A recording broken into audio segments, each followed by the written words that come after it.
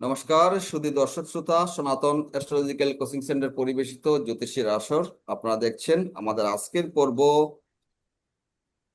চাকুরি না ব্যবসা, পেশা নির্ণয় জ্যোতিষশাস্ত্রের ভূমিকা, এই বিষয়ে আলোচনা করতে স্টুডিওতে উপস্থিত আছেন অ্যাস্ট্রোলজার ডক্টর কেসি পাল মহোদয়, উপস্থিত আছেন অ্যাস্ট্রোলজার জেকে দেব মহোদয়, উপস্থিত আছেন বিশিষ্ট প্রবীণ জ্যোতিষী অ্যাস্ট্রোলজার স্বপন কুমার চক্রবর্তী মহোদয়। আমরা সরাসরি আমাদের আলোচনায় চলে যাব।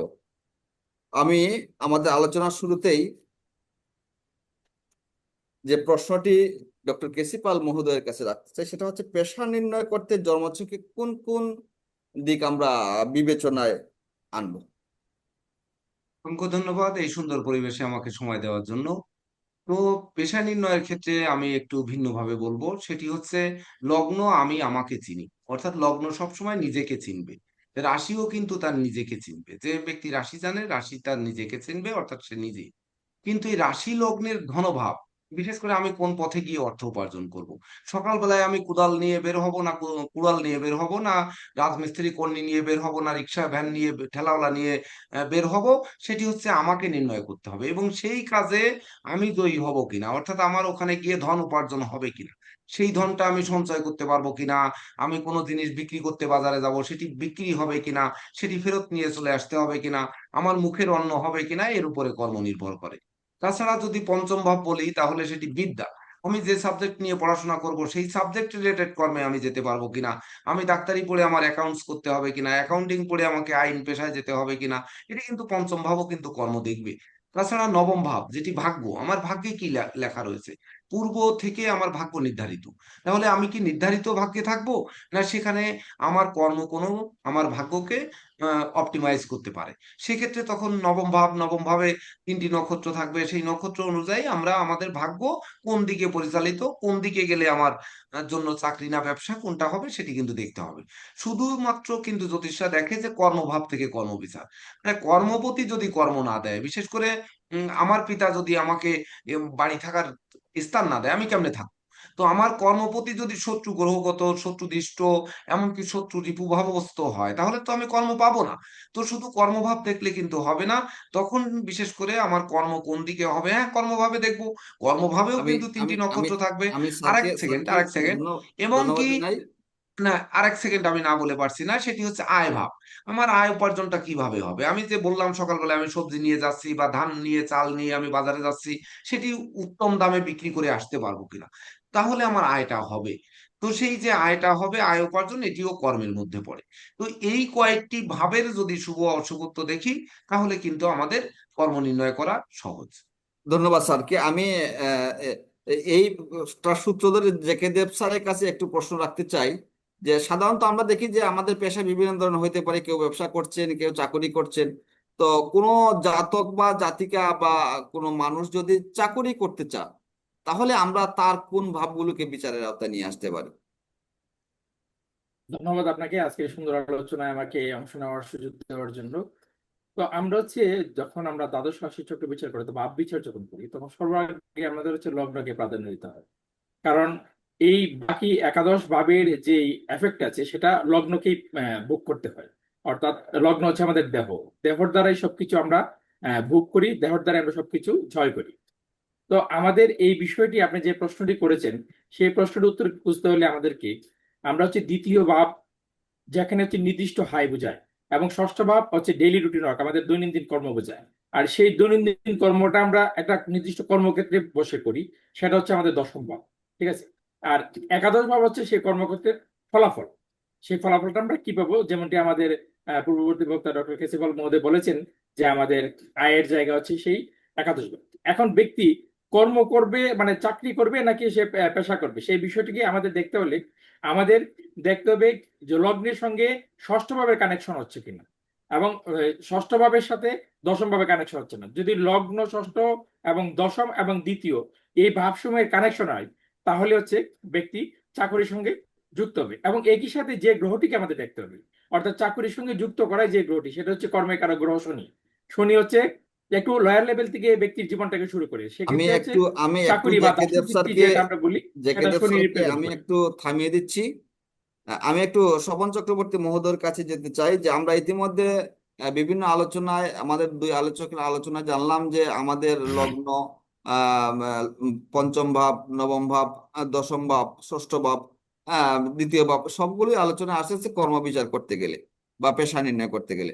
তো এখানে একটা আলোচনা উঠে আসছে যে শনি হচ্ছেন কর্মকারক গ্রহ। তাহলে শনি যদি কর্মকারক গ্রহ হয়ে থাকেন, শনি আমাদেরকে কর্ম দিচ্ছেন, আর চাকুরির যে বিষয়টা আসছে, কিন্তু যদি ব্যবসা করতে হয় তাহলে ব্যবসার জন্য আমরা কোন গ্রহকে প্রাধান্য দিতে পারি? ধন্যবাদ আহ, নীরজ কান্তি রায় মহোদয়কে। ব্যবসার সফলতার পেছনে মূলত আমরা যেটা ফাইন্ড আউট করব সেটা হচ্ছে যে বুধ গ্রহকে আমরা টেনে নিয়ে আসবো, যেহেতু বুধ আপনার ব্যবসার কারক গ্রহ। কিন্তু শুধু বুধকে দেখলে হবে না, সেখানে আপনার আমাদের এক একটি গ্রহ এক একটি কর্মের কারক হয়ে থাকে। সেহেতু আমাদেরকে দেখতে হবে বিভিন্ন গ্রহ, বৃহস্পতি কি ধরনের রিপ্রেজেন্ট করে, শনি কিভাবে রিপ্রেজেন্ট করে, রবি সরকারি ক্ষেত্রে চাকরি পাওয়ার ক্ষেত্রে কি ধরনের ভূমিকা পালন করে, এবং কোন ব্যবসায় কোন গ্রহ সফলতা পালন করে সেটা জন্মছক পুঙ্খানুপুঙ্খভাবে বিচার করে ব্যবসার ক্ষেত্রে নির্ণয় করা সম্ভব। ধন্যবাদ, ধন্যবাদ স্বপন চক্রবর্তী মহোদয়। আমি একটু ডক্টর কেসিপাল স্যারের কাছে যাব যে স্যার, আমরা তো সাধারণত দেখি যে বর্তমানে মানুষ সরকারি চাকরির জন্য হন্য হয়ে ঘুরে, বা কেউ সেলফ প্রফেশনে যায়, কেউ নিজস্ব ব্যবসা করে, কিন্তু সরকারি চাকরির ক্ষেত্রে একটা জন্মাশয়কে কি কি যোগ থাকলে পরে সরকারি চাকরি হওয়ার সম্ভাবনাটা দেখা যায়? এখন এটি লগ্ন ভিন্ন, লগ্ন অনুযায়ী ভিন্ন ভিন্ন ফল দিয়ে থাকে। যেমন মেষ লগ্ন সাপেক্ষে কর্মকারক গ্রহ শনি এবং একাদশপতি শনি, অর্থাৎ কর্মফলও দেবে শনি, কর্মও দেবে শনি। কিন্তু সে কিন্তু পাপ এবং মারক। তাহলে পাপ এবং মারক গ্রহ, শনির কর্ম কিন্তু নিচু কর্ম, বিশেষ করে চতুর্থ শ্রেণী কর্ম বা ধরেন বড় তৃতীয় শ্রেণী কর্ম, এগুলো কিন্তু দিতে পারে। কিন্তু এই শনির অবস্থান আবার কিন্তু শীর্ষ কর্মও দিতে পারে। একটি কথা মনে রাখতে হবে, সেটি হচ্ছে শনি যখন দেয় তখন স্বসাগর ধনী অধিপতি করে, যখন নেয় তখন নিঃস্ব রিক্ত করে ছাড়ে। আর এই শনি বিশেষ করে কায়িক পরিশ্রমটা বেশি দেয়। বিশেষ করে যে সকল কাজে কায়িক পরিশ্রম করতে হয়, মাথার ঘাম পায়ে ফেলে পরিশ্রম করতে হয়, সেগুলো দেয়। কিন্তু পাপ শনি ধরেন সে কর্মভাবে অবস্থান করছে নিজ গৃহে। তো এখানে নিজ গৃহে উত্তরাষাঢ়া নক্ষত্র, রবির নক্ষত্র থাকে। তো রবির নক্ষত্রে যদি শনি অবস্থান করে তখন বিদ্যার সাথে কর্মের একটা কানেকশন হয়, কারণ মেষ লগ্ন সাপেক্ষে বিদ্যাপতি।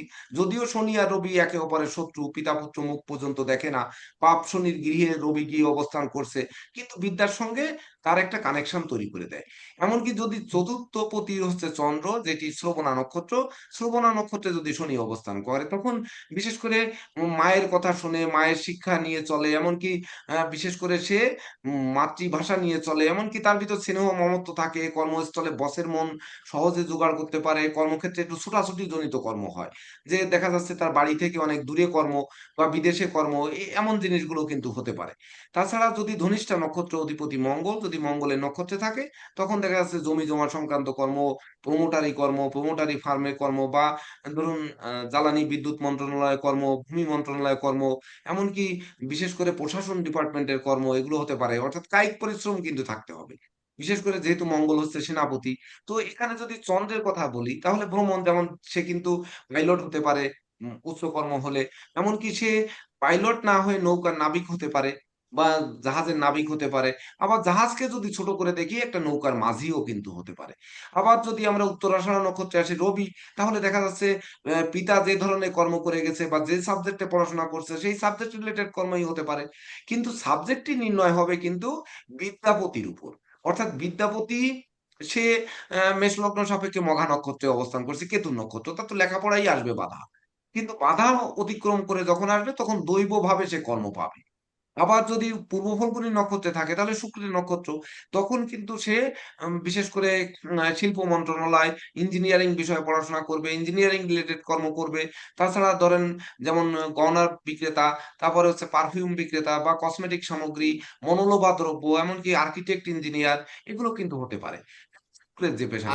আমি আর আমি স্যারের সাথে একটু যুক্ত করতে চাই। আমি সরকারি চাকরির ক্ষেত্রে সেখানে রবি কিভাবে ভূমিকা রাখছেন? অবশ্যই রবি হচ্ছে রাষ্ট্রীয় কার্যকলাপ গুলো দেখে রবি। তো রাষ্ট্রের যারা আছে, বিশেষ করে রাষ্ট্রের কর্ণধার থেকে শুরু করে রাষ্ট্র পরিচালনায় যত শ্রেণীর লোক রয়েছে, যেমন রবি হচ্ছে রাজা, অর্থাৎ রাজাকে চলার জন্য যা লাগবে, প্রজা লাগবে, প্রজাদের মধ্যে ধরেন ধোপা লাগবে, নাপিত লাগবে চুল কাটার জন্য, বা ধরুন তার বাজার করার জন্য লোক লাগবে, এমনকি তাকে দেহরক্ষী লাগবে, অর্থাৎ রাজার যা কিছু লাগবে সব কিছু কিন্তু থাকতে হবে। তো দেশ হচ্ছে একটি রাষ্ট্র, অর্থাৎ রাজা পরিচালনা করেন সেই দেশের, প্রধান যিনি তিনি পরিচালনা করেন। তো রাষ্ট্রীয় যত রকম কাজে যেসব লোক নিয়োগ দেওয়া হয় সেগুলো হচ্ছে রবির অধীন। এই জন্য সরকারি চাকরিটা, রবি যদি শুভ অবস্থানে থাকে তাহলে সরকারি চাকরি হবে এটি বলা যায়। কিন্তু রবি যদি পাপগ্রহ যুক্ত বা পাপগ্রহ দৃষ্ট, বিশেষ করে শুক্রযুক্ত, শুক্র দৃষ্ট আর শনি যুক্ত, শনি দৃষ্ট থাকলে কিন্তু সরকারি চাকরিটা হতে চায় না। তাহলে এমনকি স্যার আমি এখানে আরেকটু আপনার কথার সাথে সংযুক্ত করতে চাই, মানে প্রশ্ন সংযুক্ত করতে চাই। যেমন আমরা রবি থেকে সরকারি চাকরির একটা বিষয়টা দেখি। এখন আমরা, আপনি মেষ লগ্ন সাপেক্ষে কথা বললেন, মেষ লগ্ন সাপেক্ষে রবি মেষ রাশিতে উচ্চস্থ হয়। কিন্তু আমরা যদি বিপরীতভাবে চিন্তা করি, মেষ লগ্নে রবি সপ্তম ভাবে বসে আছে। তো সপ্তম থেকে সাধারণত আমরা ব্যবসা নির্ণয়টা করি। তো সেই ক্ষেত্রে এই জাতকের আহ সে কোন দিকে যাবে, চাকুরির দিকে যাবে নাকি তার দিকে ব্যবসার দিকে আসার সম্ভাবনা আছে? প্রশ্ন করেছেন, কারণ সপ্তম ভাব হচ্ছে অংশীদারির জায়গা, জীবনের বর্ধিত জায়গা। মানে সপ্তম ভাব হচ্ছে প্রেম, সপ্তম ভাব হচ্ছে বিবাহ, বিবাহের মাধ্যমে কিন্তু পরবর্তী প্রজন্ম আসে। অর্থাৎ সপ্তম ভাব থেকে মানুষের জীবনে কি প্রবৃদ্ধি হবে সেটি কিন্তু বিচার হয়, এটিও একটি কর্মের জায়গা। তো সপ্তম ভাবে বিশেষ করে অংশীদারি, ব্যবসা বাণিজ্য বেশি হবে। তো মেষ লগ্ন সাপেক্ষে লগ্নপতি এবং অষ্টমপতি মঙ্গল সেটি চিত্রা নক্ষত্রে অবস্থান করেছে, সেটি তুলা রাশির চিত্রা নক্ষত্র। আর রবি কিন্তু এখানে নিচস্থ হয়, এটি নিচু গৃহ। অর্থাৎ কার্তিক মাসে যারা জন্মগ্রহণ করে তাদের এই রবি তুলা রাশিতে থাকে।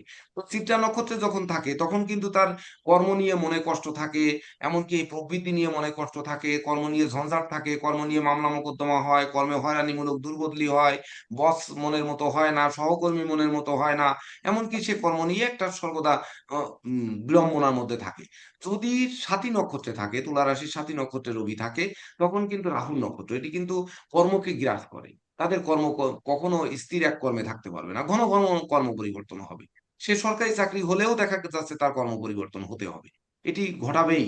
কারণ রাহু সবসময়ের জন্য কালের ছায়ায় অন্ধকারের দিকে নিয়ে যায়। এমনকি কর্মের ডিমোশন, আগে 1 লক্ষ টাকা বেতনের চাকরি করতো, এখন দেখা যাচ্ছে তাকে 40,000 টাকা বেতনের চাকরি করতে বাধ্য হচ্ছে, এটি কিন্তু রাহু ঘটায়। তবে বিশাখা নক্ষত্র যেটি বৃহস্পতির নক্ষত্র, মেষ লগ্ন সাপেক্ষে বৃহস্পতি হচ্ছে শুভকারক গ্রহ, সে ভাগ্য এবং দ্বাদশপতি। তখন কিন্তু তার জীবনে প্রবৃদ্ধি ঘটে, ভাগ্যের উন্নতি ঘটে। এমনকি সে ওই শিক্ষক হতে পারে, গুরুগিরি করতে পারে, যেহেতু শুক্রের গৃহ আর বৃহস্পতি গুরুগিরি দেখে, ধর্মযাজক হতে পারে, ধর্মীয় দ্রব্যাদির ব্যবসা বাণিজ্য করতে পারে, আইন পেশায় থাকতে পারে। সেই সঙ্গে বিশেষ করে ধর্মের প্রচারে নিজেকে নিয়োজিত করতে পারে।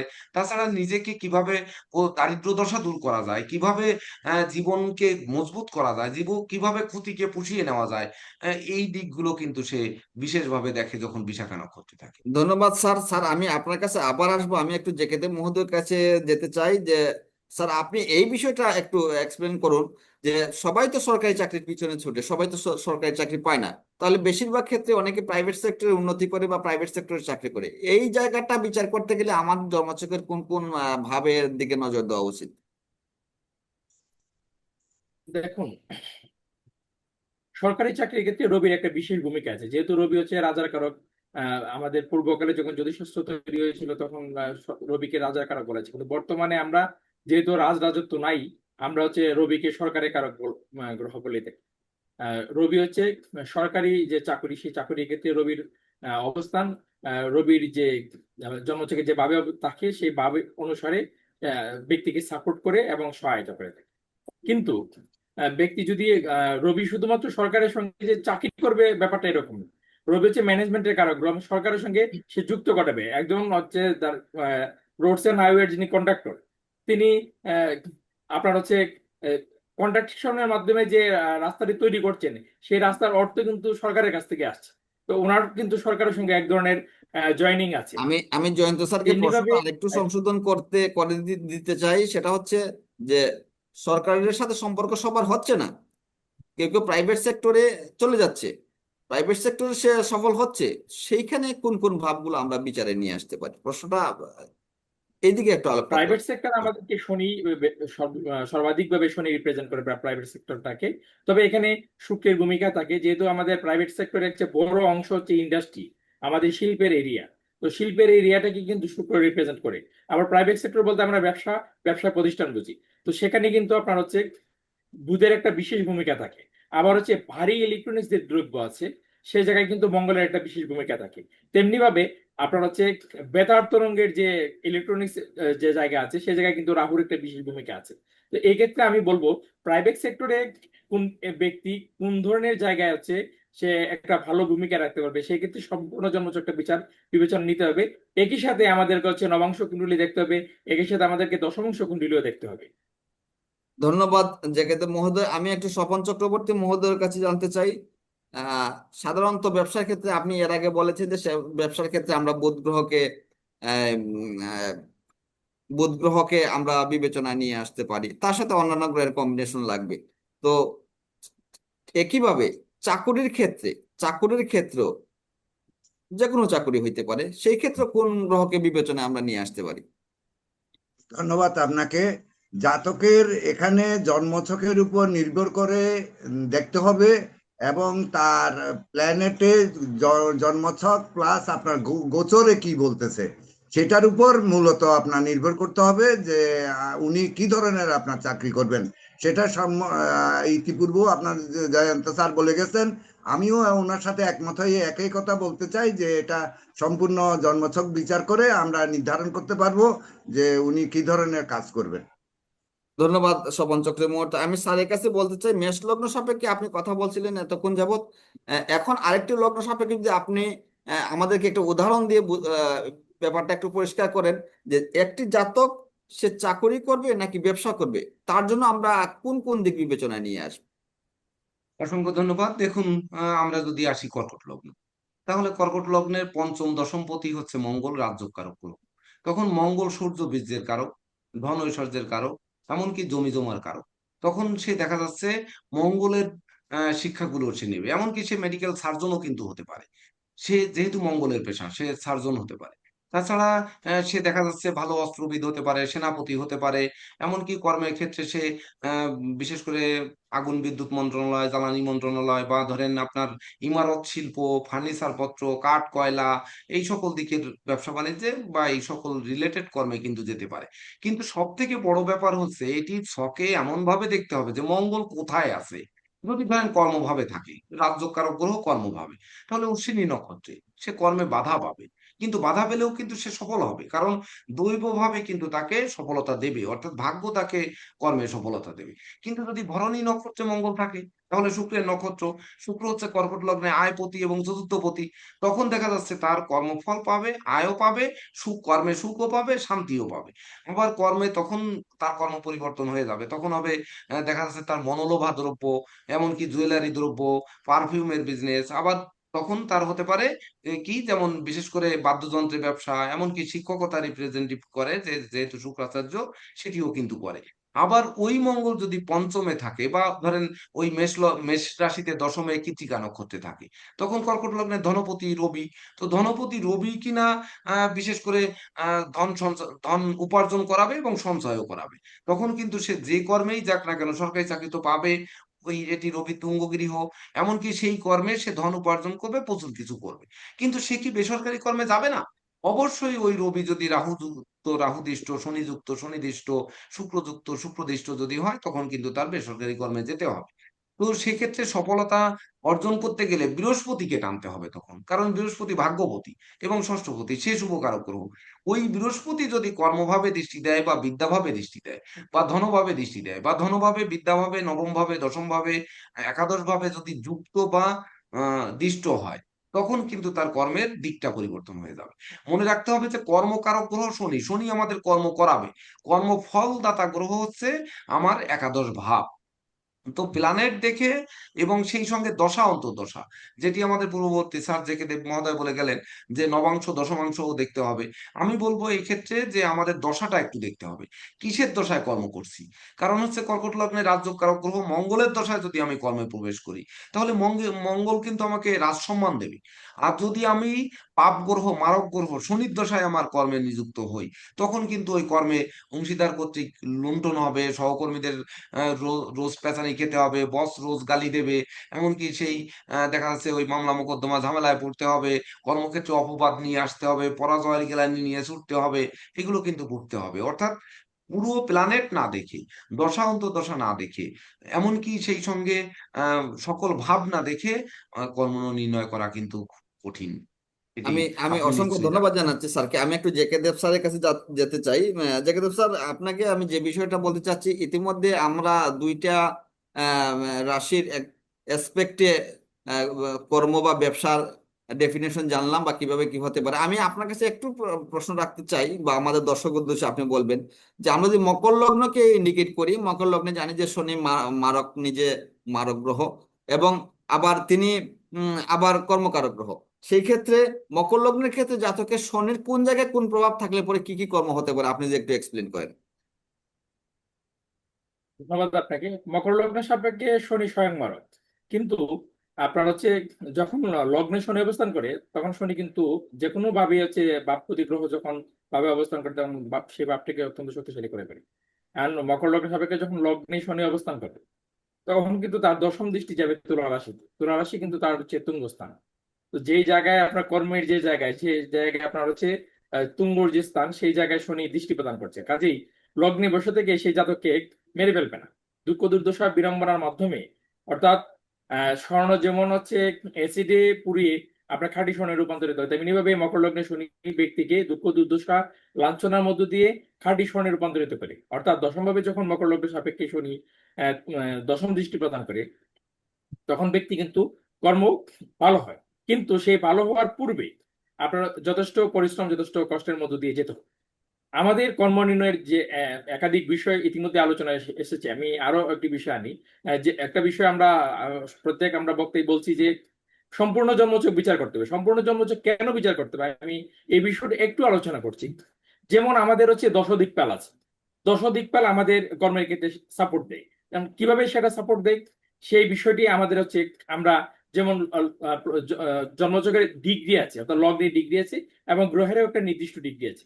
তো লগ্নের যে ডিগ্রি, গ্রহের যে ডিগ্রি, দশমপতি গ্রহের যে ডিগ্রি, সেই ডিগ্রিগত অবস্থান থেকে আমাদের যে দশদিকপাল তারা কিভাবে সাপোর্ট করে, আমরা দশমাংশ কুণ্ডলিতে সেই দশমপতি গ্রহের অবস্থান কি, নবাংশ কুণ্ডলিতে সেই দশমাংশ গ্রহের সেই লগ্নের আপনার বলবত্তা কি আছে, ইত্যাদি বিষয় যখন আমরা গভীরভাবে বিচার বিশ্লেষণ করতে যাব তখন আমাদেরকে অবশ্যই সম্পূর্ণ জন্মচুক্তি বিচার করতে হবে। তবে মকর লগ্ন সাপেক্ষে আরেকটি বিষয় বলে এলাম, মকর লগ্ন সাপেক্ষে যখন দ্বিতীয়ভাবে রাহু অর্থাৎ আপনার কুম্ভ রাশিতে শনি অবস্থান করবে, মকর লগ্নের অধিপতি শনি, তখন কিন্তু সে হচ্ছে এখানে নিত্যরত অবস্থায় শনি থাকে। অর্থাৎ এই দ্বিতীয় ভাবটি হচ্ছে শনির হচ্ছে আপনার আনন্দময় স্থান।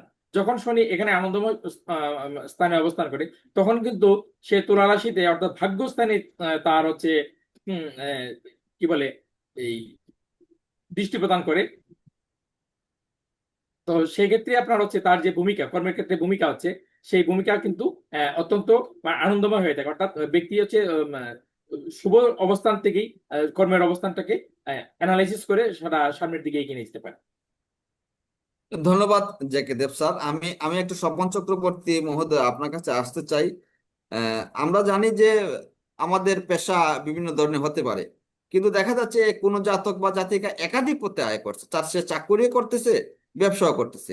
তো সেই ক্ষেত্রে তার কিরকম একটা জন্মছকে ন্যূনতম কিরকম কম্বিনেশন থাকলে এই যুগটা দেখা যায় যে একাধিক পথে তার আয়ের উৎস থাকতে পারে। দেখেন, ধন্যবাদ আপনাকে। দেখেন, আমরা দশম ভাব থেকে কর্মভাব আপনার দেখে থাকি। তো একই ব্যক্তি যেহেতু আপনার দুটি কর্ম করতে যাবে, তখন তাকে আপনার ব্যবসার ক্ষেত্রটা আপনার দেখতে হবে লগ্ন সাপেক্ষে বা রাশি সাপেক্ষে কোন গ্রহ তার কিভাবে অবস্থান করতেছে, এবং কোন গ্রহ শুভ, কোন গ্রহ অশুভ, কোন গ্রহের আন্ডারে তিনি অবস্থান করতেছেন, কোন নক্ষত্রে আছেন, এবং তার বিভিন্ন বিষয় পর্যালোচনা করে দেখা যাবে যে তিনি ব্যবসা এবং চাকরি উভয় ক্ষেত্রে করতে পারবেন কিনা, এবং করলে আপনার ওনার যোগটা আছে কিনা। এটা পুঙ্খানুপুঙ্খভাবে বিচার বিশ্লেষণ করে একজন অভিজ্ঞ জ্যোতিষী বলতে পারেন যে ওনার ডুয়েল পজিশন তার আছে, মানে চাকরি এবং একাদশ ব্যবসা করতে পারবেন। একাদশ ভাবের সাথে তার একটা কানেকশনের প্রয়োজন আছে, একাধিক ভাব থেকে। অবশ্যই। হ্যাঁ, তাহলে আমি একটু আমাদের ডক্টর কেসিপাল স্যারের কাছে আরেকটা বিষয় ক্লিয়ার হতে চাই, সেটা হচ্ছে আমরা সাধারণত বেশিরভাগ ক্ষেত্রেই দেখি যে হায়ার লেভেলে জব করছেন, হায়ার চাকরি করছেন, কিন্তু একটা কম্বিনেশন আমরা জাতচক্রে যদি খেয়াল করি, যেমন তুলা লগ্ন যদি আমি ধরি, তুলা লগ্নে দেখা গেছে মঙ্গল দ্বিতীয় পতি, তিনি নির্দিষ্ট আয়ের পতি হতে পারেন, আবার তিনি সপ্তম পতি, তিনি আবার ব্যবসার কারকও হতে পারেন, আবার এদিকে রবি একাদশ পতি। সেই ক্ষেত্রে এই জাতকের কি রকম কম্বিনেশন বা মঙ্গল এবং রবির অ্যাসপেক্টে কি রকম কি ব্যবসা বা কি হতে পারে, এটা যদি এক্সপ্লেন করেন। ধন্যবাদ। আমি আগে একটু জেকে দেব স্যারের কথা একটু বলে আসি যে মকর লগ্ন সাপেক্ষে উনি যখন বললেন যে দশমে শনি দৃষ্টি দিচ্ছে তার তুঙ্গ গৃহ, এখানে কিন্তু মকর লগ্ন সাপেক্ষে শনি পাপ হতে পারে, কিন্তু শুক্র পঞ্চম এবং দশমপতি সে কিন্তু শুভকারক গ্রহ। এই শুক্রই কিন্তু কর্ম দিতে পারে, অর্থাৎ বিদ্যাপতি কর্ম দিতে পারে। শুক্র তখন কৃত্তিকা নক্ষত্রে যদি নিজ গৃহে থাকে তখন কিন্তু সরকারি চাকরি দিতে পারে। রোহিণী নক্ষত্রে থাকলে তার ভ্রমণজনিত কর্ম হতে পারে, বিদেশে কর্ম হতে পারে, দূরদেশে কর্ম হতে পারে। মৃগশিরা নক্ষত্রে থাকলে তার ভূমি সংক্রান্ত কর্ম এগুলো কিন্তু হতে পারে, বা বল বীর্য তেজ প্রয়োগকারী কর্ম হতে পারে। আবার দেখা যাচ্ছে সে যদি চিত্রা নক্ষত্রে মঙ্গলের নক্ষত্রে থাকে তুলা রাশিতে, তখন কিন্তু এই শুক্রাচার্যই কিন্তু মঙ্গলের কর্ম দিতে পারে। রাহুল নক্ষত্রে থাকলে মহাকাশ গবেষণা টনা এইসব গবেষণামূলক আহ কর্মে কিন্তু থাকতে পারে। আর বিশাখা নক্ষত্রে থাকলে ধর্ম সংক্রান্ত রিলেটেড এই কর্মে থাকতে পারে। বিশেষ করে আপনি যেটি বললেন যে কর্ম এবং ব্যবসা একাধিক পথে, যেটি আমাদের প্রবীণ অ্যাস্ট্রোলজার স্বপন কুমার চক্রবর্তী বললেন যে কর্ম এবং ব্যবসা এটি করবে। আমি দর্শকদের জন্য বলতে চাই, কর্ম এবং ব্যবসা দুটি পথে যখনই উপার্জন করবে সেটি হচ্ছে এক্সট্রা আয়। বিশেষ করে যেমন মহাত্মা গান্ধী বলেছেন যে ঘুষ নেওয়া অন্যায়, আমরা সেটিকে দেখেছি ঘুষ নেওয়া অন্য আয়, অর্থাৎ অন্য আয়ের পথ হতে হবে। সেটি কিন্তু ঝটকা উপার্জন। তো ঝটকা উপার্জন আমার ব্যবসা বাণিজ্যে হতে পারে, এমনকি সাইড কোনো কর্মে হতে পারে। আমরা এক্সট্রা বিশেষ করে 8 ঘন্টা ডিউটি করার পরে আমরা আর একটি জায়গায় যে পার্ট টাইম জব করলাম, এটিও কিন্তু হতে পারে। শুধু ব্যবসা হবে এটি বললে কিন্তু হবে না। অর্থাৎ অন্য আয়ের পথটি কোথায়, সেটি কিন্তু ধনভাবস্থ কেতু ঝটকা উপার্জন দেয়, নবম ভাবস্থ কেতু ভাগ্যে আমাদের অর্থ নিয়ে আসে, দশম ভাবস্থ কেতু কর্মক্ষেত্রে ঝটকা উপার্জন দেয়, বিশেষ করে ঘুষ উৎকোচ বা আকস্মিক উপার্জন, উপহার উপঢৌকন এগুলো কিন্তু দেয়। একাদশে কেতু বিশেষ করে প্রাপ্তি প্রত্যাশার মিলন ঘটায়, এটি কিন্তু দেয় বা আলাদা উপার্জন করায়। তো এই যে আলাদা উপার্জন করাবে যে কর্ম এবং ব্যবসা, শুধু বুধকে চিন্তা করলে ব্যবসার কারক এটি বললে কিন্তু হবে না। এটি মাথায় রাখতে হবে যে বুধ বৃশ্চিক লগ্ন সাপেক্ষে বুধ তো পাপ, তাহলে বৃশ্চিক লগ্নের সাপেক্ষে একাদশে বুধ কন্যায় থাকলে সে তো তার মূল ত্রিকোণ, তার তুঙ্গস্থ, তার স্বক্ষেত্রগত অবস্থানে অবস্থান করছে। কিন্তু এই বুধই কিন্তু তাকে মানে ব্যবসায় নাও নিয়ে যেতে পারে, এমনকি ব্যবসায় লস খেতে পারে। কারণ হচ্ছে বৃশ্চিক লগ্ন সাপেক্ষে কিন্তু বুধ আবার অষ্টমপতিও। তো এই যে অষ্টমপতি সে কিন্তু মারক বা ঘাতক পতি, এটি আপনি নিশ্চয়ই জানেন। তো সেক্ষেত্রে কিন্তু বিবেচনা করতে হবে। অর্থাৎ এই ক্ষেত্রে অন্য আয় একই ব্যক্তি কর্ম এবং ব্যবসা বাণিজ্য বা একাধিক পথে উপার্জন করবে, সেই অন্য আয়ের যোগ যদি তৈরি না হয় প্ল্যানেটে, তাহলে সে অন্য পথে আয় করতে পারবে না। তখন মানুষ ছুটবে ওই এক্সট্রা যে ডিউটি করছে, 8 ঘন্টা আপনার প্রকৃত কর্ম করার পরে আরেক জায়গায় গিয়ে পার্ট টাইম জব নিল, ওই জবে দেখা যাচ্ছে বেতন পেল না। তাহলে কি হলো? অর্থাৎ কর্মকারক শনি, সে যে কষ্ট করাচ্ছে তার কর্মফলটাও কিন্তু ওই শনিই দিচ্ছে। তো সেটি শনির অবস্থান প্লাস সকল গ্রহের অবস্থান, বিশেষ করে অন্য আয় ঝটকা আয়, এটি কিন্তু কেতুর অবস্থানটা দেখতে হবে। স্যার, আমার প্রশ্নটা আরেকটি প্রশ্ন আমি একটু সংযুক্ত করতে চাইছি, সেটা হচ্ছে যে তুলা লগ্ন সাপেক্ষে যদি আমরা একটু খেয়াল করি যে মঙ্গল নিজে আহ, প্রবল মারকপতি, এবং ওইদিকে আবার সাথে সাথে রবি দেব একাদশপতি। তো সেই ক্ষেত্রে এই জাতকের মঙ্গলের কোন ধরনের অবস্থানে তার কি কি মঙ্গল এবং রবির কোন ধরনের কম্বিনেশন তার কি কর্ম পেশা হইতে পারে? দেখুন, তুলা লগ্নের ক্ষেত্রে আয়পতি হচ্ছে রবি, আর ধনপতি আর সপ্তমপতি হচ্ছে মঙ্গল। তাহলে ধনপতি সপ্তমপতি ধন সঞ্চয়ের জায়গা, আমি আগে উপার্জন করব তারপরে এনে জমা করব, সেটি হচ্ছে ধনভাব। তাহলে সপ্তম ভাব হচ্ছে প্রবৃদ্ধির জায়গা, আমি বেতনের পরে কিছু বোনাস পাবো, সেই বোনাসটা নিয়ে আসবো, সেটি সপ্তমপতি মঙ্গল, সেটি কিন্তু পাপ। তো এই পাপ গ্রহ যত পাপস্থ হবে, বিশেষ করে দুর্বল হবে, তত কিন্তু আমাদের ওই ধনের ভাব সঞ্চয়ের ভাব, এমনকি এক্সট্রা প্রাপ্তির ভাবটা আমাদের বাড়িয়ে দেবে। তখন দেখা যাচ্ছে মঙ্গল যদি দশমে কর্কটে নিচস্থ হয়, তাহলে নিচস্থ হলে মঙ্গলের বিশেষ করে যে তেজস্বিতা, রাগ জেদ ক্রোধ অহংকার, কর্মক্ষেত্রে যে নিজেকে জাহির করা মনোভাব, যেটি বস দ্বারা তাড়িত হওয়ার ইয়ে থাকে, বিশেষ করে বিষয় থাকে, সেই বিষয়গুলো সে একটু নমনীয় থাকে। আর এই মঙ্গল যদি মকরে থাকে তখন কিন্তু তুঙ্গস্থ থাকে। তুঙ্গস্থ থাকলে সে মাথা নত করতে চায় না। তো বিশেষ করে যারা কর্ম করবে তারা তো মুনিরের কাছে মাথা নত করতে হবে। কারণ হচ্ছে এটি কর্ম আসছে কোথা থেকে? রাজবংশ থেকে। রাজার দেখভাল করবে, রাজার নিয়ন্ত্রণ করবে, রাজাকে বাঁচিয়ে রাখবে, রাজাকে সাপোর্ট দেবে, সকল বাজারঘাট করে সবকিছু দিয়ে সাপোর্ট দেবে, অর্থাৎ এটি হচ্ছে মুনির। তো সেই মুনির, সেটি কিন্তু চতুর্থ ভাব, মিত্র ভাব। তো সেই মিত্র যদি তুঙ্গস্থ হয়, আমার থেকে শক্তিশালী হয়, তাহলে তো রাজাকে ট্রিগার টেনে দিয়ে সেই হচ্ছে রাজ্য দখল করে নেবে। এটি কিন্তু বুঝতে হবে, সে মারক গ্রহ। আবার একাদশপতি রবি, একাদশপতি রবি সরকারি চাকরি দেবে, একাদশে থাকলে সরকারি চাকরি দিতে পারে। কিন্তু মঘা নক্ষত্রে, কেতু নক্ষত্রে থাকলে রবি কিন্তু নিষ্ক্রিয়। রবি একাদশে সে শুভ ফল দেয়, তখন সে সরকারি চাকরি দিতে পারে। কিন্তু সেই সরকারি চাকরিতে দেখা যাচ্ছে সে যে পদ পাওয়ার কথা ওই পদ না পেয়ে সে কাজে একটু নিষ্ক্রিয় রেখে দিতে পারে, কারণ নিষ্ক্রিয় রবি, কেতু। তাছাড়া শুক্রের নক্ষত্রে, পূর্ব ফল্গুনী নক্ষত্রে যদি থাকে তুলা লগ্নে, তাহলে লগ্নপতি এবং অষ্টমপতি, তাহলে সে কিন্তু তার ভাব অনুযায়ী অবস্থান দেবে। তবে শুক্রের নক্ষত্রে থাকলে অবশ্যই সে কর্মে শান্তি পাবে, আয় উপার্জন করে শান্তি পাবে। আর যদি উত্তর ফল্গুনী নক্ষত্রে থাকে তাহলে নিশ্চিত কর্ম পাবে, যদি সুনির্দিষ্ট শনিযুক্ত বা শুক্রদিষ্ট শুক্রযুক্ত হয়ে থাকে, তাহলে অবশ্যই সে সরকারি চাকরি পাবে, এটি আমি বলবো। তাহলে স্যার আমরা কি করে বুঝবো যে জাতক চাকুরি না ব্যবসা করবে? সংক্ষেপে আমরা এটা কিভাবে একটা চার্ট থেকে সহজেই অনুমান করা সম্ভব যে এই জাতক চাকুরির দিকে আছে নাকি ব্যবসার দিকে আছে? আর জ্যোতিষশাস্ত্র অনেক দুর্বোধ শাস্ত্র বা অনেক কঠিন শাস্ত্র। এটি যে একেবারে হুট করে আপনার দেখে বুঝে ফেলা যাবে এটি কিন্তু নয়। অর্থাৎ অবশ্যই এক্ষেত্রে অভিজ্ঞ জ্যোতিষীর শরণাপন্ন হতে হবে, সেখানে গিয়ে জন্ম প্ল্যানেট, জন্ম সময়, বিশেষ করে জন্ম সময় বিবেচনা করতে হবে। সময় হচ্ছে কাল, সময় অনুযায়ী লগ্ন নির্ধারণ হয়।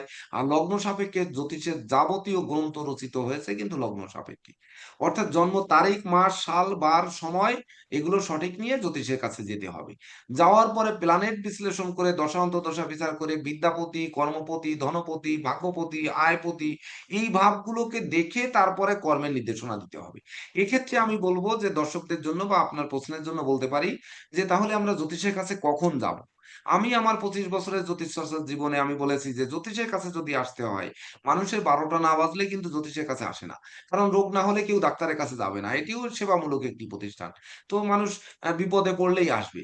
কিন্তু আমি বলবো যে জীবনে যখন আপনারা গ্রুপ নেবেন, বিশেষ করে 9 থেকে আমাদের দেশে সায়েন্স, আর্টস, কমার্স চালু হয়, তো ওই গ্রুপে কোন দিকে আমি পড়াশোনা করব সেটি যেন আমাদের অবশ্যই 15 বছরের আগে বা 9-এ ওঠার আগে যেন আমরা কোষ্ঠী ঠিকুজি বিচার বিশ্লেষণ করে আমাদের কর্ম নির্ধারণ করে সেই পথে যদি আমরা যেতে পারি, তাহলে বিদ্যা এবং কর্মের সাথে যদি সম্পৃক্ত থাকে, তখন না কিন্তু সেই মানবের কোনো কল্যাণ করা যেতে পারে বা কর্মভাব বিচার করা যেতে পারে। নচেত কিন্তু এমনি আপনার প্রশ্ন শুনে 12টি লগ্ন সাপেক্ষে কর্মকারক ভিন্ন, ধনকারক ভিন্ন, বিদ্যাকারক ভিন্ন, এমনকি সে আয় কারকও ভিন্ন, ভাগ্যকারকও ভিন্ন। তো তার সঙ্গে আবার শত্রু গ্রহ, মিত্র গ্রহ, আবার সেই ভাবগত নক্ষত্রের অবস্থান, এটি জ্যোতিষ দ্বারা ছাড়া সম্ভব নয়। অর্থাৎ জ্যোতিষের কাছে আপনাকে যেতে হবে, এখানে দরকার। তাহলে আমরা এটা এক কথা বলতে পারি যে চাকুরি না ব্যবসা বা পেশা নির্ণয়ে জ্যোতিষশাস্ত্রের একটা আহ, যে ভূমিকা, এই ভূমিকাটা অনস্বীকার্য এবং গুরুত্বপূর্ণ। আমি জ্যাকেদেব স্যারকে এই বিষয়ে জাস্ট 2 লাইনে যদি আপনি আপনার কথা সমাপ্ত করেন, আমরা অনুষ্ঠানের প্রায় শেষ পর্যায়ে আছি। পেশা নির্ণয়ে জ্যোতিষশাস্ত্রের ভূমিকা আমরা যদি এটা সারসংক্ষেপ টানতে চাই তাহলে আমরা কি আমি বলতে পারি? ইতিপূর্বে যে বিষয়টি বলেছিলাম যে আমরা হচ্ছে জন্মছক, আমাদের জন্মছক বিচার করতে হবে, আমি বলেছিলাম ইতিপূর্বে আমি যে বিষয়টা বলছিলাম, আমি সেই বিষয়টাকে আমি একটা সমাপ্তির দিকে আবার নিয়ে যাচ্ছি। যেমন আমি বলেছিলাম যে পেশা নির্ণয়ের ক্ষেত্রে দশ দিকপালের সহযোগিতা আমরা নিতে পারি। সেটা এই কারণে বলেছিলাম, দশ দিকপালের মাধ্যমে আমরা 10টা দিক যেমন জানতে পারছি, তেমনি ভাবে আমাদের একটা প্রশ্ন থাকতে পারে যে কর্ম হবে কিন্তু কর্মটা কোন দিক থেকে আসবে। তো এই যে কোন দিক থেকে আসবে এই প্রশ্নটার উত্তর যখন আমরা জানতে চাই, এই প্রশ্নের উত্তর যখন আমরা বের করতে যাব, তখন কিন্তু আমাদেরকে লগ্নের ডিগ্রি দেখতে হবে। আমার লগ্নটা কোন রাশিতে বসে আছে, সেটা বিষম রাশিতে বসে আছে নাকি সম রাশিতে বসে আছে। তো আমরা হচ্ছে যেই দিক আমাদের কর্মপতির অবস্থান, সেই দশম ভাবটি হচ্ছে আমাদের দশ দিকপালের ক্ষেত্রে কোন দেবতা রিপ্রেজেন্ট করছে, সেই দেবতার কারকতা কি, এবং সেই দেবতা দশমাংশ কুণ্ডলিতে কোন অবস্থায় আছে, নবাংশ কুণ্ডলিতে তার বলবত্তা কোন পর্যায়ে আছে, ইত্যাদি বিষয় বিচার বিশ্লেষণ করে তখন আমরা কর্মের সিদ্ধান্ত আমাদের দিয়ে থাকি বা প্রত্যেকে প্রসিদ্ধ অ্যাস্ট্রোলজার, অভিজ্ঞ অ্যাস্ট্রোলজার দিয়ে থাকি। তো এই ধন্যবাদ ক্ষেত্রে ধন্যবাদ আমরা জে কে সেই দেব বিষয়টি মহোদয়। আবার আমি একটু পুনরায় সমালোচনা উপস্থাপন করব। চক্রবর্তী মহোদয়ের কাছ থেকে আসতে চাই। আমরা প্রায় অনুষ্ঠানের শেষ পর্যায়ে আছি। তাহলে আমরা কি এক কথায় বলতে পারি যে জ্যোতিষশাস্ত্রে আহ, সফল হওয়ার কোনো গোপন রহস্য আছে? সেই ভূমিকা কি জ্যোতিষশাস্ত্র নিতে পারে? অবশ্যই পারে স্যার, অবশ্যই অবশ্যই নিতে পারে। পারে। তাহলে এই বিষয়ে আমরা শেষ বক্তব্যে আসব। শুধু দর্শকবৃন্দ, আপনারা দেখছেন জ্যোতিষীর আসর এবং সেটা পরিবেশিত হচ্ছে সনাতন অ্যাস্ট্রোলজিক্যাল কোচিং সেন্টারের আয়োজনে এবং পৃষ্ঠপোষকতায়। আপনারা জানেন যে সনাতন অ্যাস্ট্রোলজিক্যাল কোচিং সেন্টার একটি পূর্ণাঙ্গ জ্যোতিষ শিক্ষা অনলাইন শিক্ষা প্রতিষ্ঠান। আপনারা যদি কেউ অনলাইনে জ্যোতিষ শিক্ষা গ্রহণ করতে চান তাহলে অবশ্যই স্ক্রিনে দেখানো নাম্বারে যোগাযোগ করতে পারেন এবং আগামী জুলাই থেকে নতুন সেশনে ভর্তি হয়ে আমাদের সাথেও আপনি পথ চলতে পারেন।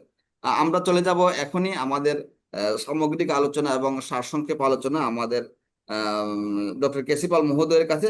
আমরা যদি আমাদের আজকের হেডিং এ আসি, সেটা হচ্ছে শিরোনামে আসি, চাকুরি না ব্যবসা, পেশা নির্ণয়ের জ্যোতিষ শাস্ত্রের ভূমিকা। সেই ক্ষেত্রে স্যার আপনি সারসংক্ষেপটা কি বলবেন দর্শকদের উদ্দেশ্যে?